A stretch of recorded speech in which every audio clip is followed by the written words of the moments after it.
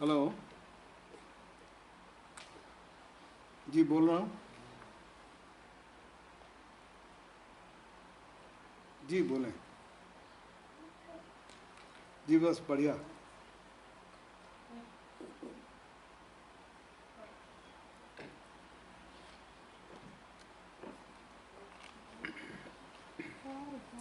जी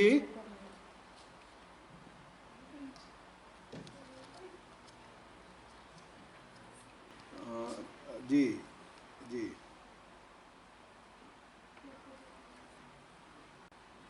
ठीक है, ठीक है। जी धन्यवाद, नमस्ते।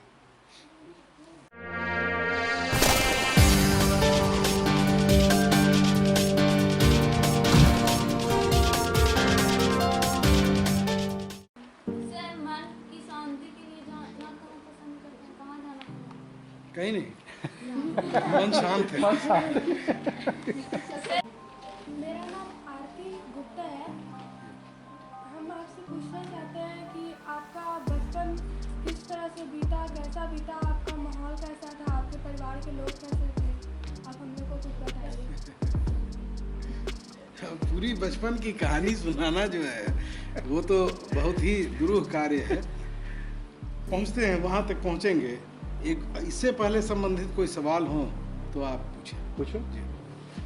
मेरा नाम अंजलि कुमारी है और हम आपसे ये सवाल करना चाहते हैं कि आप एक उद्योगपति होने के बावजूद साहित्य में कैसे रुचि रखते हैं? ऐसा है कि उद्योगपति थे, आज के दिन है नहीं।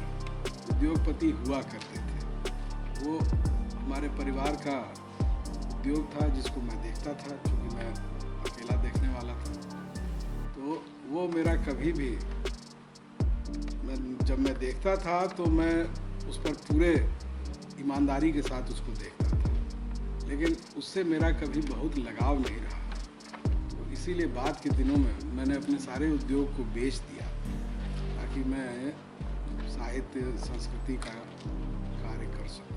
साहित्य में आपका बचपन से रुचि? साहित्य में बचपन से रुचि, एक तो हमारी माँ जो है उनको साहित्य में रुचि थी बचपन से ही, और उनकी छत्र छाया में हम लोग पढ़ रहे थे।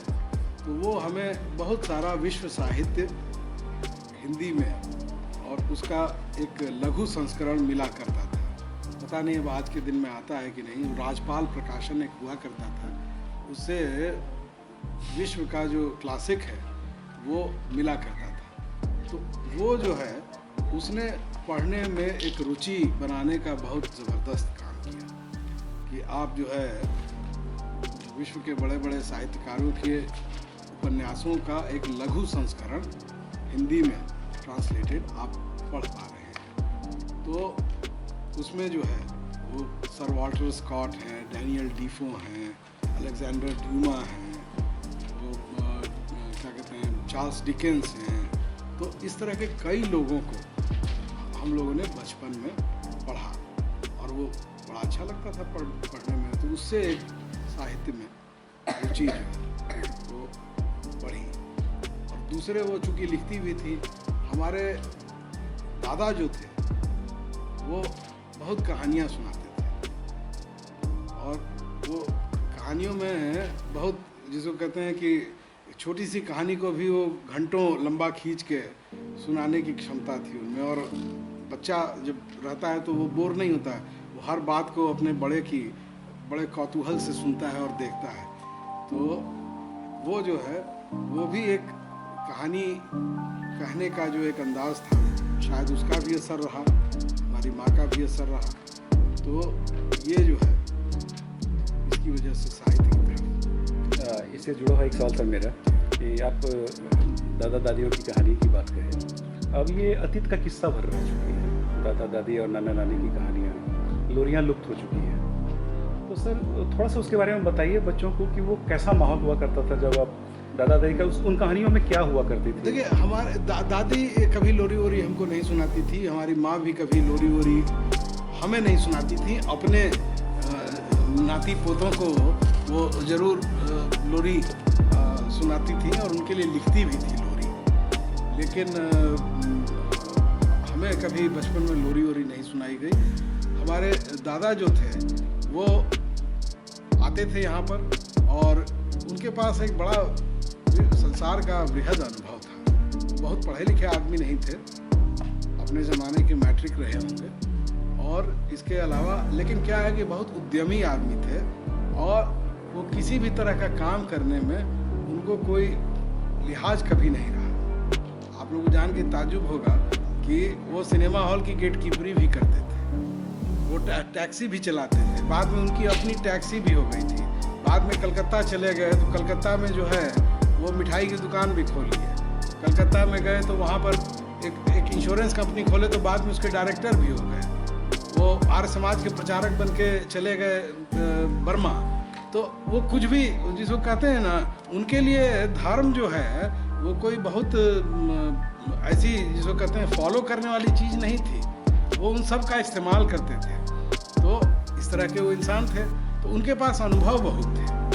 और एक बार मैंने ऐसे ही उनसे कहा, और उस अनुभव में जाहिर है कि जब वो सुनाते थे और अपने पोते को सुनाते थे तो वो उस हर कथा के हीरो वो खुद ही हुआ करते थे। तो बाद के दिनों में जब आप बड़े हो जाते हैं तो आपको ये समझ में आने लगता है कि यहाँ पर मेरे दादा झूठ बोल रहे हैं। तो आदमी को जो है फिर थोड़ी थोड़ी वितृष्णा हो जाती है, थोड़ा आदमी खींच जाता है, दूर हो जाता है। लेकिन बचपन के दिनों में तो उनकी कही हुई हर बात आपको सही लगती थी। तो कहानी कहने का तो एक अंदाज था ही उनके पास में। तो आपको वो कहानियाँ, उनके जीवन की ही कहानियाँ मैं सुनता था और वो मुझे बहुत अच्छी लगती थी। फिर उन्होंने महाभारत पूछे, महाभारत की बहुत सारी कथाएं सुनाई और बाद में मैंने महाभारत पूरी जो बड़ा संस्करण है गीता प्रेस गोरखपुर का, उसको भी पढ़ा। तो उनकी सुनाई हुई कहानियाँ मुझे आज भी ज़्यादा अच्छी लगती हैं। वो इस तरह से सुनाते थे कि लगता था आपके आँख के सामने पूरा चित्र जो है वो एक सिनेमा आप देख रहे हैं। तो इस तरह की उनकी कला थी उनमें। तो अब कितना वो सच और झूठ जो बोलते थे वो तो बोलते ही थे और वो बाद में समझ में भी आता था, लेकिन ये उनकी कला थी। तो ये था, तो इस तरह की कहानियाँ सुनाते थे। वो अपने जीवन से संबंधित उन्होंने अपना जीवन कैसे जिया और उसको बड़े दिलचस्प अंदाज में सुनाते थे। निकी कुमारी है।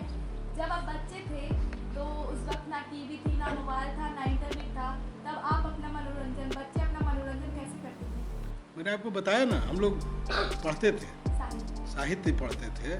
इसके अलावा जो है जो उस बच्चों के खेल हुआ करते थे जिनको हम लोग कंचा कहते हैं, गोली जिसको कहते हैं, वो खेलते थे, लट्टू नचाते थे, वो कभी कभी गुल्ली डंडा भी खेलते थे। बाद के दिनों में क्रिकेट और फुटबॉल भी खेलते थे जी, बैडमिंटन खेलते थे। तो मनोरंजन के बहुत साधन थे। और बल्कि आज भी मैं टीवी बहुत कम देखता हूँ। हफ्तों हो जाते हैं जब मैं टीवी नहीं देखता हूँ, न्यूज़ भी नहीं देखता हूँ। तो मेरी टीवी में कुछ एक कार्यक्रम आते हैं जैसे डिस्कवरी पर या नेशनल जियोग्राफिक पर या हिस्ट्री चैनल पर, तो कुछ एक आते हैं, वो कभी देखते हैं तो देख लेते हैं। लेकिन ज़्यादातर जो है वो मैं सीरियल एक भी नहीं देखता। मेरा नाम रेवती कुमारी है। सर आप सफलता के लिए कितना संघर्ष किए, मतलब कितना आपको कठिनाइयों से गुजरना पड़ा? ऐसी कोई कठिनाइयाँ मैंने जीवन में हर तरह के दिन देखे, अभाव भी देखा, विपुलता भी देखी। तो उसमें जो है आदमी को सामान्य रहना चाहिए हर चीज़ में। और ये जो भी कहता है ना कि मैं बड़ा स्ट्रगल किया हूँ, मैंने बड़े ख़राब दिन देखे हैं, हर आदमी ने देखे हैं। वो कोई अनोखी बात नहीं है कि आपने ही देखे हैं। हर आदमी को अपना कष्ट सबसे बड़ा दिखाई देता है। तो आप उसके बारे में बहुत अपना महिमा मंडन नहीं करना चाहिए। सर मेरा नाम अर्चना कुमारी है। जब आप स्कूल में पढ़ते थे तब उस समय आप सारे बच्चे अभिनय होता था उसमें भाग लेते थे, लेकिन आप उसमें क्या भाग लेते थे? मैं ऐसा है कि उन दिनों स्कूलों में, खासकर गया में, जब मैं बनारस में था तो बनारस में एक कृष्णमूर्ति फाउंडेशन का स्कूल था जो बेसेंट स्कूल के नाम से पॉपुलर था। ऐसे उसका असली नाम था कृष्णमूर्ति फाउंडेशन ही उसका नाम था। तो एक जिद्दू कृष्णमूर्ति फिलासफर हुआ करते थे, उन्होंने उस स्कूल को बनाया था। उनके 2 जगह स्कूल थे, एक बनारस में और एक ऋषि वैली में। तो वो स्कूल कई मामलों में दूसरे स्कूलों से बहुत भिन्न था, क्योंकि वहाँ पर जो है आप खुल के बात कर सकते थे। वहाँ पर एक हायरार्की नहीं थी कि प्रिंसिपल के सामने जो है वहाँ 8वीं या 7वीं या 6ठी क्लास का बच्चा भी अपने क्लास के अपने स्कूल के प्रिंसिपल के साथ में डिबेट कर सकता था। तो एक बहुत ही खुला हुआ वातावरण था जो जिद्दू कृष्णमूर्ति के फिलॉसफी पर आधारित था। तो वहाँ, लेकिन फिर बाद में मैं गया चला आया, तो गया वहाँ पर नाटकों का, वहाँ पर हमेशा जो है बड़े बड़े जो संगीतकार हैं, वीजी जोग हैं, किशन महाराज हैं, ये सब अक्सर आकर के वहाँ परफॉर्म करते थे उस स्कूल के अंदर। महादेवी वर्मा जैसी कवित्री आकर के अपनी कविताएं पढ़ के जाती थी। तो इस मामले में वो स्कूल जो है वो बहुत रिच था और उसका हर साल जो है एक नाटक का एक बड़ा कार्यक्रम होता था। तो वहाँ, लेकिन वहाँ पर मैंने कभी नाटकों में हिस्सा नहीं लिया, क्योंकि तब तक मैं बहुत छोटा था। बाद में फिर जब गया आ गए, तो गया में केंद्रीय विद्यालय में जब मैं पढ़ता था, तो वहाँ पर 2-3 नाटकों में मैंने हिस्सा लिया। ये नाटक का। सर, मेरा नाम श्रद्धा सिन्हा है। हम ये पूछना चाहते हैं कि पहले की तरह आजकल के जनरेशन में साहित्य की तरफ लोग आकर्षित नहीं हो रहे हैं, ऐसा क्यों हो रहा है? इसके पीछे बहुत सारे कारण हैं। ऐसा है कि ये बात, मुझे ऐसा लगता है कि ये खास तौर पर हिंदुस्तान की समस्या है। क्योंकि आप अगर विदेशों में चले जाएं तो पढ़ने का माहौल और पढ़ने की रुचि पूर्ववत बनी हुई है। आज भी वहाँ पर जो भी महान उपन्यास आते हैं, बड़े बड़े उपन्यास आते हैं और बेस्ट सेलर होते हैं, तो क्यों होते हैं? उसको लोग खरीद रहे हैं तब होते हैं। हमारे यहाँ पर अब ये मैं नहीं कह सकता हूँ कि एक जॉब ओरिएंटेड जो शिक्षा प्रणाली हो गई है कि हर आदमी इस दौड़ में लगा हुआ है कि कैसे मुझे क्लास में नंबर ज़्यादा आ जाए ताकि मुझे एक अच्छी नौकरी के लायक मैं हो जाऊं। तो उसमें सारी चीज़ें बंद हो गई हैं। उसमें सबसे आसान दिखाई देता है कि टीवी पर एक बना बनाया सीरियल चल रहा है, देखे तो भी ठीक, न देखे तो भी ठीक। कहानी आज के एपिसोड से पकड़ें या 4 एपिसोड के बाद से पकड़ लें, बातें तो समझ में आ जाती हैं। तो एक सुविधा हो गई है कि हम टीवी पर देख के, और वो हमारा मनोरंजन भी हो गया और उसी से जो भी कुछ हमारी साहित्य की भूख थी वो भी मिट गई, गलत या सही, और हम प्रसन्न रहते हैं। तो ये जो दोष है ये हिंदुस्तान की, या ऐसा कहें कि दक्षिण एशियाई राष्ट्रों की, देशों की पीढ़ी का है, इस पीढ़ी का है। इसमें बाकी का विश्व जो है वो आपके साथ नहीं खड़ा है। खराब लगता है। और आपको काफी सब्जेक्ट से ज़्यादा डर लगता था, और किस सब्जेक्ट में आपको निपुण ना थे? मेरी हिंदी अच्छी थी, मुझे हिंदी में बहुत अच्छे नंबर आते थे। मेरी केमिस्ट्री, खासकर ऑर्गेनिक केमिस्ट्री मेरी ठीक थी, इनऑर्गेनिक केमिस्ट्री मेरी ठीक थी, उसमें मुझे अच्छे नंबर आते थे। शिक्षक से बहुत डर लगता था। डर आपका नहीं। सबसे प्रिय गेम क्या था? जी, प्रिय गेम हम बैडमिंटन खेलते थे। बैडमिंटन में हम स्कूल को मैंने रिप्रेजेंट भी किया। पढ़ना क्या? बताया आपको, साहित्य पढ़ना पसंद है। सर, बचपन में आप कैसे कैसे शरारत करते थे? एक एक करके हाथ उठाओ। आपको नाटक के प्रति दिलचस्पी कैसे हुई? नाटक देख कर। मेरा नाम सोनम कुमारी है। पहले की पीढ़ी में और आज की पीढ़ी में बेहतर किस कौन है, और आज की पीढ़ी में आप बेहतर और बुरा कोई नहीं होता है। हर पीढ़ी पर उसके अपने दबाव होते हैं, अपना एक नई जीवन शैली समय बना देता है। तो इसमें बुराई और अच्छाई का मुद्दा नहीं है। इसमें यह है कि हाँ, हमारे पास में ये स्थितियाँ हैं, बावजूद इसके अगर हम पढ़ना चाहते हैं तो हम पढ़ सकते हैं। हमको थोड़ी ज़्यादा मेहनत करनी है। ये आपकी रुचि पर निर्भर करता है। उस रुचि का विकास भी आप कर सकते हैं। आप अगर 5 आदमी इसमें से पढ़ने लगे साहित्य, तो आप देखेंगे कि आपके देखा देखी और भी लोग पढ़ने लगेंगे। तो वो एक अच्छी बात होती है। और मैंने बहुत से सारे घरों में देखा है, दुर्भाग्य है कि जहाँ पर जो अभिभावक होते हैं, जो दादा दादी होते हैं, उनको लगता है कि उपन्यास पढ़ना कोई बुरी बात है, तो इसको पढ़ने से आपका शायद चरित्र बिगड़ जाएगा। तो ये इस तरह का बहुत बेवकूफ़ी भरा विचार बहुत लोगों के पास में है, और बहुत लोगों के जो खासकर जो परंपरावादी घर हैं उनमें है।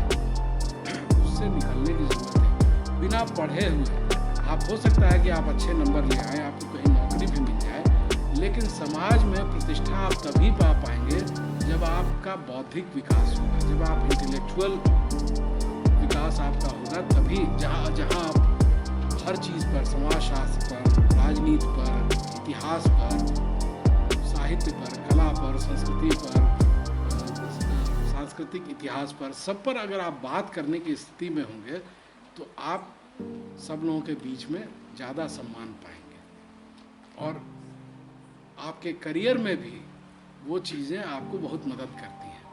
आप देखेंगे कि ज़्यादातर जो IAS होते हैं वो इतिहास के छात्र होते हैं ज़्यादातर, क्योंकि उसके लिए इतिहास ज्ञान किसी भी समाज को व्यवस्थित करने के लिए, चलाने के लिए इतिहास का ज्ञान होना बहुत ज़रूरी है। इतिहास का ज्ञान हर चीज़ के लिए ज़रूरी है। आप विज्ञान भी पढ़ रहे हैं तो आपको इतिहास का ज्ञान होना चाहिए। आपको पढ़ाया जाता है कि कौन सा वैज्ञानिक, कौन सा आविष्कारकर्ता कब पैदा हुआ था और उसने क्या किया था, तो ये इतिहास है। तो इसलिए इतिहास एक ऐसी चीज़ है जिसको होता क्या है कि क्लासों में जो इतिहास की जो पढ़ाई होती है उसमें बहुत तारीखें याद करनी पड़ती हैं अनावश्यक रूप से।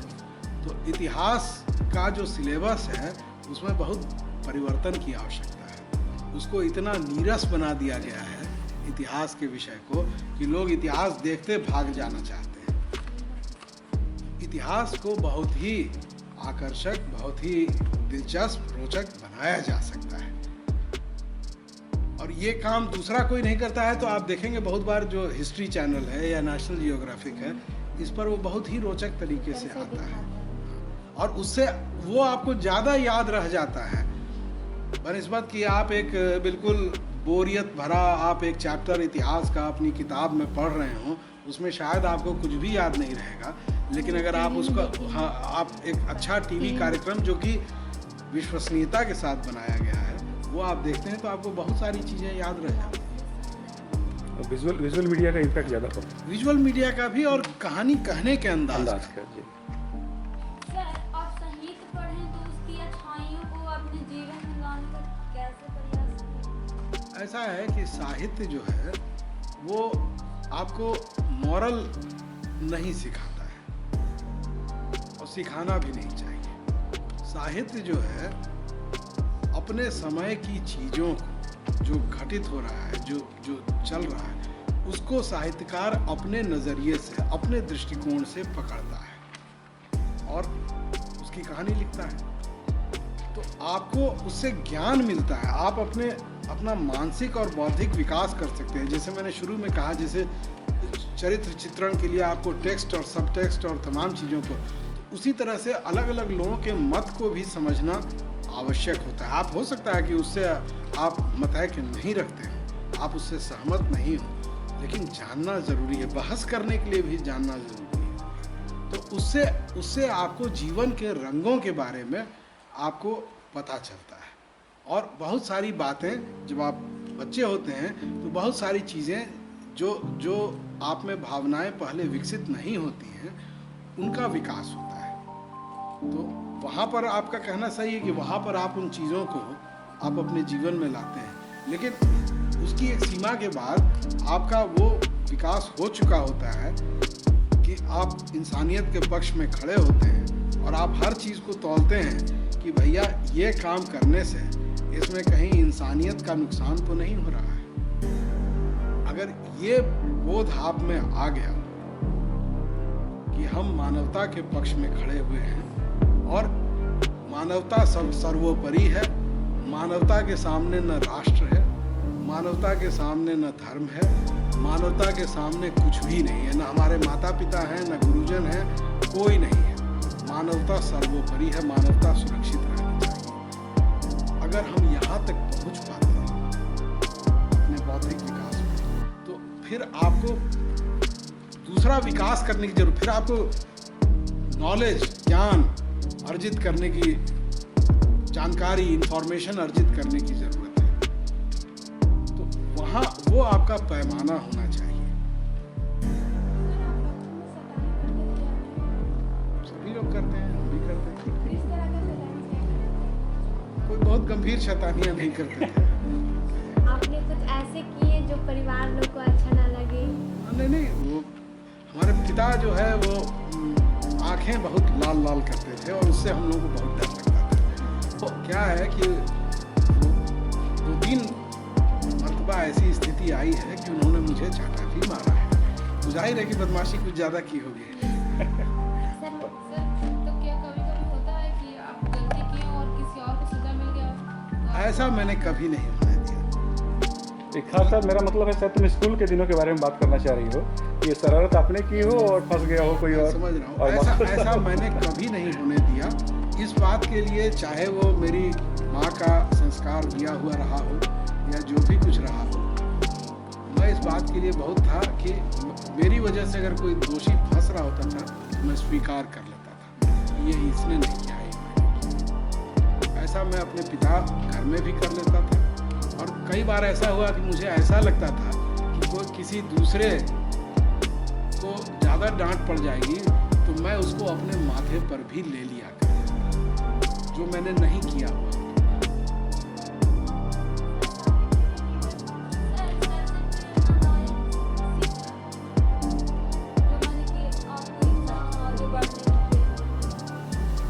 शिक्षकों से मुझे बहुत प्रेरणा नहीं मिली।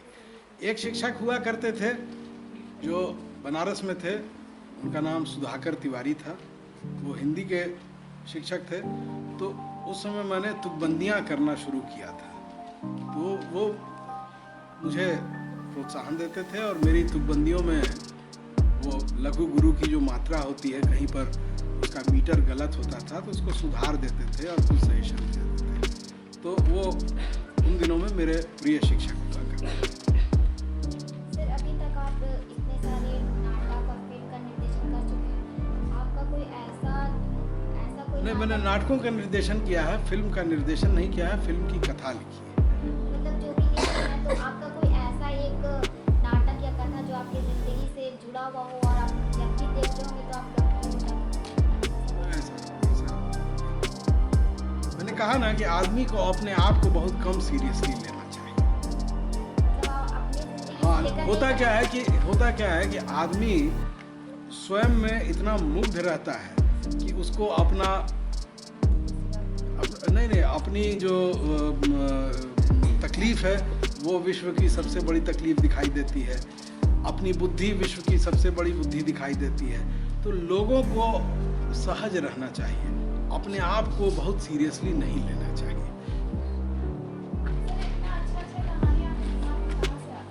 कहानी तो एक ऐसी चीज़ है कि समाज में होती हुई घटनाओं को आप देखते हैं और कहीं से अचानक एक बीज की तरह कहानी उतर आती है। बहुत सारी कहानियाँ वो बीज पनप जाता है, बहुत सारे बीज सूख जाते हैं। तो ज़्यादातर बीज सूख जाते हैं, कुछ एक बीज पनप जाते हैं तो कहानी बन जाती है। नहीं, इसके लिए कोई समय नहीं है। जैसे एक कहानी को लिखने में भी वक्त लगता है। आप एक ही बार में पूरी कहानी आ गई और आपने एक ही सांस में लिख दिया, ऐसा कुछ लोगों ने किया है, लेकिन मैं उस तरह का नहीं हूँ। तो मुझे कई दिन लगते हैं कहानी लिखने में। तो आप जब आगे बढ़ते हैं जैसे जैसे, तो फिर आप छोड़ देते हैं। फिर कुछ समय के बाद आपके मन में वो विचार आता है। विचार हो सकता है कभी रात में 2 बजे आ जाए, अचानक नींद में आ जाए, आप उठ जाते हैं, उसको नोट कर लेते हैं। बहुत बार ऐसा होता है कि रात में नींद में विचार आया, आपको लगा कि वाह तो बड़ा अच्छा विचार आया, और सवेरे वो विचार आपके दिमाग से गायब हो गया। सर, ऐसा भी होता है। आज गुरु शिष्य में उतना समझ नहीं रह गया जितना कि पहले शिष्य थे, गुरु का पूरा बात मानते थे, लेकिन आजकल नहीं होता है। आजकल तो बहुत लोग शिष्य होते हैं कि गुरु को भी पीछे से बोल देते हैं कुछ न कुछ। ऐसा है कि गुरु शिष्य की जो परंपरा है, मैं उसको स्वयं नहीं मानता। गुरु और शिष्य को मित्र होना चाहिए। उसमें एक मित्र ज़्यादा पढ़ा लिखा है, दूसरा मित्र पढ़ रहा है। तो लेकिन संवादों की स्थिति खुली हुई होनी चाहिए। अगर आप संवाद बराबरी पर नहीं कर सकते हैं तो आप डर के मारे बहुत सी चीज़ आपको नहीं समझ में आ रही है, आप पूछिएगा भी नहीं कि बाप रे, आप पूछने पर कहीं बिगड़ ना जाए। तो मित्रता होनी चाहिए। गुरु शिष्य में जो सबसे पहली चीज़ है कि गुरु वाकई गुरु होना चाहिए, उसको अपने सब्जेक्ट की पकड़ होनी चाहिए। आज के दिन दुर्भाग्य से बहुत सारे शिक्षक ऐसे हैं जो अपने सब्जेक्ट को नहीं जानते हैं, तो जाहिर है कि उनको वो प्रतिष्ठा और इज्जत भी नहीं मिल पाती है। तो लेकिन बहुत सारे विद्यार्थी शैतान होते हैं, वो बिना मतलब, चूँकि उनको चीज़ें समझ में नहीं आ रही होती तो दूसरे को डिस्टर्ब भी करना चाहते हैं। तो ऐसे दोनों तरफ से होता है, ऐसा नहीं है कि एक तरफा बात है। तो इसमें जब तक आप मित्रवत हो करके आप नहीं पढ़ेंगे या पढ़ाएंगे। सर, बाल साहित्य की बात करें सर, बाल साहित्य का जो क्षेत्र है, खासकर हिंदी बाल साहित्य, उसका वर्तमान जो परिदृश्य कैसा आपको सर लग रहा है? क्या उससे संतुष्ट हैं? नहीं, बाल साहित्य बहुत ही खराब स्थिति में है आज के दिन। और एक वक्त था जब हम लोग बच्चे थे तो उस समय कुछ न कुछ बाल साहित्य आता रहता था। एक, मैं लेखक का नाम तो भूल गया हूँ, लेकिन एक था हमारा घर, तो वो एक एडवेंचर स्टोरी थी जो भारतवर्ष में लिखी गई थी। और वो था कि एक जहाज़ पर लोग बॉम्बे से गोवा जा रहे हैं और वो जहाज़ जो है भटक जाता है। फिर उसमें कई एक एलिमेंट्स ऐसे थे जो दूसरे विश्व के बड़े लेखकों से लिए गए थे, उनसे इंस्पायर्ड थे। लेकिन वो अपने आप में एक बहुत ही खूबसूरत और इस तरह की पढ़ने की चीज़ बनी थी। तो इस तरह से बहुत सारे लोग लिखते रहे हैं। तो ये एक जो मुगली रुडयार्ड किपलिंग थे, उन्होंने बाल साहित्य बहुत लिखा। तो एक और देहरादून में रहते हैं, अभी भी जीवित हैं, वो भी विदेशी थे, उनका नाम अभी मैं भूल गया हूँ, आ जाएगा बता दूँ। तो उन्होंने काफ़ी बाल साहित्य रचा। तो मुझे लगता है कि रॉबिन शाह पुष्प जो थे, उन्होंने भी कुछ बाल साहित्य, उन्होंने बहुत अच्छी कहानियाँ भी लिखी, लेकिन बाल साहित्य भी उन्होंने रचा है। तो इस तरह से कई लोग थे जिन्होंने जो लिखते रहते थे। लेकिन आज के दिन में दिक्कत है, तो उसके लिए आवश्यक है कि चूंकि अगर आपको नया साहित्य नहीं मिल रहा है तो आपके पास में जो परिकथाएं हैं, जो पहले का बाल साहित्य है, उसको खोज करके आप पढ़ सकते हैं। तो पत्रिकाओं में भी जो पहले बच्चों का पन्ना एक हुआ करता था, मुझे याद है धर्मयुग में पढ़ता था, तो पीछे का पन्ना वो कार्टून कोना डब्बू जी चित्रकथा और एक बच्चों का पन्ना हुआ करता। वो सब चूंकि सूर्य कुमार पांडे जी की कविताएं आती थी, बालकृष्ण गर। अब वो किसी पत्रिका में बच्चों का कोई पन्ना नहीं है। जी जी, वो पारिवारिक पत्रिकाएं हो करती थी, पारिवारिक पत्रिका का वो कॉन्सेप्ट ही लगता है दूर हो गया है। दूर हो गया। अब उसकी जगह पर जो है वो एक कार्टून पत्रिकाएं, चंपक और ये और वो इस तरह की चीज़ें, बालक, वो सब है। चंदा मामा पहले हुआ करता था, गुड़िया, हाँ, पराग। तो लेकिन वो सारी चीज़ें जो हैं अब धीरे धीरे, मैंने कहा ना कि समय यहाँ का बदल गया है, इतना एक भागम दौड़ का और कॉम्पिटिटिव होती जा रही है पूरी पढ़ाई, कि उसमें जो है इन सारी चीज़ों के लिए वक्त कोई भी अभिभावक नहीं चाहता है कि मेरा बच्चा जो है इन सब चीज़ों में समय बर्बाद करे। तुम पढ़ो, तुम अपने कोर्स की किताब पढ़ो, और नहीं तो एक सड़ा हुआ टीवी सीरियल देख लो। ये कठिनाइयों का सामना करके इतना अपना पोजीशन, नेम, पैसा कमाए समाज में, तो क्या आप मतलब कि साहित्य में तो आप बहुत बिजी रहते होंगे, और क्या आप ये सब छोड़कर अपनी फैमिली को टाइम दे पाते हैं? क्या आपकी फैमिली आपके टाइम से संतुष्ट हो पाते हैं कि मेरे पापा इतने बड़े तो हो गए पर हम लोग के लिए टाइम नहीं निकालते, ऐसा कुछ होता है? समय का अभाव, तो जब जैसे हमारे बच्चे भी काम करते हैं, उनके पास भी समय नहीं है हमें देने के लिए। हमारी पत्नी भी अलग काम करती हैं, वो अपनी वो भी साहित्यकार हैं, वो शॉर्ट फिल्में बनाती हैं, तो वो अपने में बिजी रहती हैं। तो हर आदमी अपने अपने काम में व्यस्त है। तो आप इससे संतुष्ट हैं? मतलब कि एक होता है कि हाँ, मुझे इसमें कहीं कुछ अटपटा नहीं लगता है। अच्छा, बचपन में आप कौन सी यादों को सबसे ज़्यादा मिस करते हैं? कौन सी याद सबसे ज़्यादा मिस करते हैं? याद को। सर जैसे स्कूल लाइफ या कॉलेज लाइफ। हाँ नहीं, ऐसा कोई बोझ मेरे सर पर नहीं है। मैंने कहा ना कि इसके लिए आपको जीवन को उसके गति के साथ लेने की आदत डालनी होगी। तो आप जो है किसी भी चीज़ से बहुत, जिसको कहते हैं, पकड़ के लटके हुए नहीं रहेंगे। जीवन परिवर्तनशील है ना। आज आपके माता पिता हैं, कल नहीं रहेंगे। आज आपके दादा दादी हैं, कल नहीं रहेंगे। तो अगर आप इतना ज़्यादा जुड़े हुए रहेंगे तो आपको बेपनाह कष्ट होता रहेगा और बहुत सालों तक होता रहेगा। सर आपके स्कूल लाइफ में आपके बेस्ट फ्रेंड जो होता है, जो आप हर बात शेयर कर सकते हैं, वैसा कोई होता है? नहीं, स्कूल के समय में स्कूल का फ्रेंड था। जब उस समय में बच्चे थे तो उस समय में था फ्रेंड। बाद में जब आप कॉलेज में जाते हैं तो आपके दूसरे मित्र बनते हैं। फिर जब आप अपने जीवन में लग जाते हैं तो आपके फिर अलग मित्र बनते हैं। नहीं सर, एक तो बहुत बहुत कम होता है कि स्कूल के या कॉलेज के मित्र आपको जीवन में, भविष्य में आगे तक साथ जाएं। बहुत इसकी संभावना कम होती है। सर आप अपने बचपन में सबसे ज़्यादा मिस किस बात को लेकर करते हैं? बचपन को मैं मिस नहीं करता हूँ। एक ही बात को मिस करता हूँ ईमानदारी से, कि लगता है कि जीवन जो है रोज़ कम होता जा रहा है और एक दिन ख़त्म हो जाएगा। तो लगता है कि अगर आपके पास में 150 वर्षों का समय और होता तो शायद आप कुछ और करने का प्रयास करते। सर मन की शांति के लिए जाना कहाँ पसंद करते हैं, कहाँ जाना पसंद कहीं नहीं, मन शांत है।